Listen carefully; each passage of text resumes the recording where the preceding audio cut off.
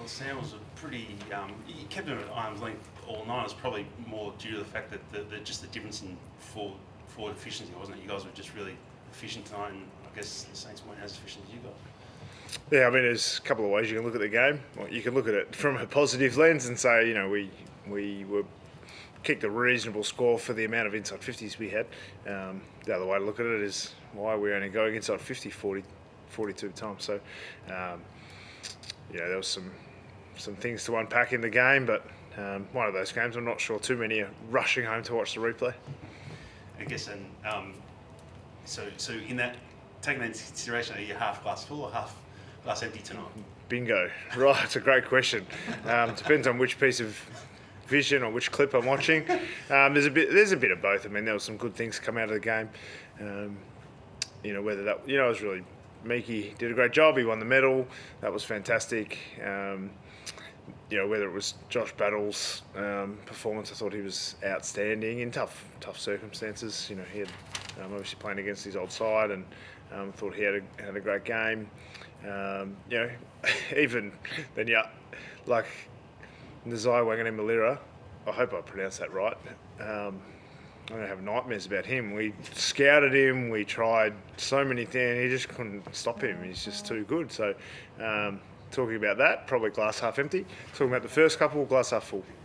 Where do you worry most about Wanganeen-Miller off half back through the midfield? Oh, just wherever he is. Even when he's on the bench, I was worried about him by the end. I knew, not watching him before tonight, I knew he was a really good player, but I didn't we tagged him with 3 or 4 different players in 3 or 4 different positions, and he was just too good. Whether he was winning it contested or uncontested, he just he's a star. I guess your defence really held up pretty well tonight as well, considering what we mentioned earlier, Sicily Battle that we mentioned. Barras was very good as well. Yeah, Pleasing aspect of the game.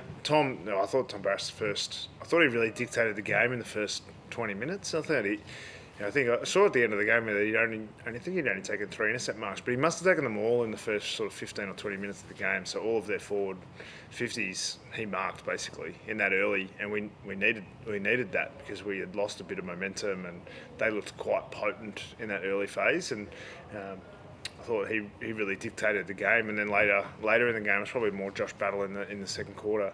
He had a really dominant period of the game where every time they went forward, he was able to win it back. So we don't want to rely on individual brilliance, but in those couple of instances, we probably did. So from a system point of view, we've got a bit of work to do. Losing inside 50s by double digits is not a sustainable way to play for many teams.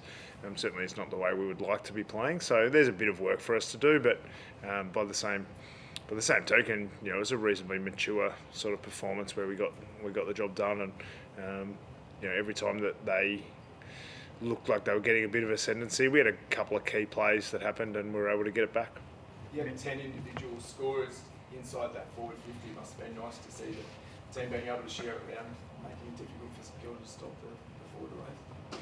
Yeah, I was really. I thought, obviously Jack Gunston's been a bit of a headline act for us, almost accidentally in a way, and for him to play his role so well. Wilkie's a absolutely fantastic player. When you scout him, he's a genuine A grade player, and so consistent. And so for Jack to be able to half nullify his influence and hit the scoreboard himself was great. And then a lot of players, individuals, just popped up at the right time, and we probably could have a bit like them, could have made the most of some opportunities at different stages. I think they missed some shots that probably kept them just at arm's length, as you mentioned, but I thought both teams probably missed some chances. You've been down with Josh Battle before. How tricky do you think it was for him this week, and then also tonight with the crowds pretty vocal early on him as well? Yeah, I was really pleased that our fans got behind him and really cheered him home, and it makes sense that they'd be disappointed to lose him. He's a very good player, very important to us now, and I was rapt that the Hawthorn fans, every time he went near the footy, they got right behind him, which was plenty. I think he was our highest possession winner tonight. So. He handled some difficulties enormously well. So I was really pleased. There was an accident, on the freeway and he ended up getting pulled over by the police on the way to the game. So he's having one of those days where it's like anything could happen. And so to be able to perform under those difficult circumstances, I think that shows the level of character and maturity that he has. But did the cops think that he was involved in? Was he responsible? No, it was not. It was nothing like that. Nothing untoward. You scored 11 3 from set shots tonight. Was it pleasing to see the players take advantage of their shots in front of goal? Yeah, I mean, goal kicking is a bane of every coach's existence. I think I didn't know that stat. I only remember all the ones we missed. I mean, as a coach, it's usually the time you spend looking at vision or stats or discussing the other coaches, any plans that you have, what the runner might go out with if it's a goal. So I usually miss most of the goal kicking. So what I do know though is our players.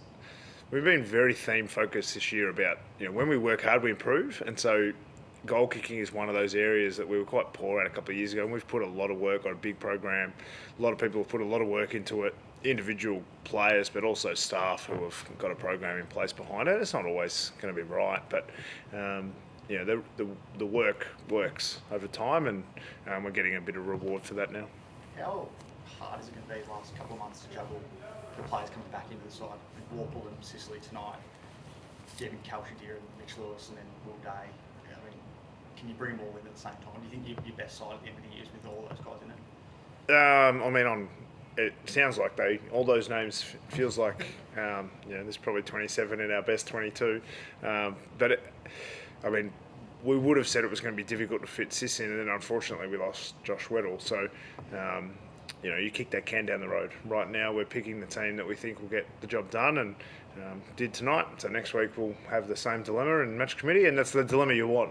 It's much better to play all the players you want and a couple miss out than to be able to pick the team and say, oh well, I hope he can perform at the level. So I'm really the playing group have got an enormous level of commitment to whether they play or don't play, making sure that they understand their place in the squad is vital for us, and there is a 0% chance that we go the rest of the season unchanged. 4 wins in a row now, including a couple of pretty good scalps as well. Do you feel that like you're building some really good momentum heading into the most important part of the year? Especially obviously the top 4 is so important. That sort of thing. Not really, if I'm honest. There's some parts of our game that I'm really pleased with. There's some things that are working really well, but every coach is after utopia. I thought there was a level of maturity about our game where we went into the game favourites and we played in a way against a side that we knew would be really difficult to play against. St Kilda are never an easy team to play against. You know that they're going to pull you apart, they're going to cause you threats. I didn't know they'd have a player get 40-something possessions and 1,000 metres gained despite getting tagged. I didn't know that maybe. But everything else about the game, you kind of suspected that was going to happen. And so I thought the players handled it in a mature way. So there's some positivity about that.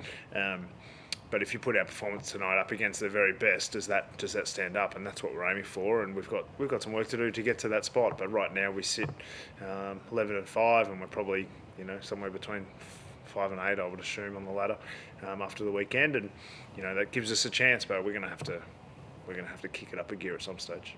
We'll just take one more if we want. Any injury concerns? I don't think so. I haven't heard anything. So fingers crossed. Cheers, guys. Thanks, Sam. Thank you.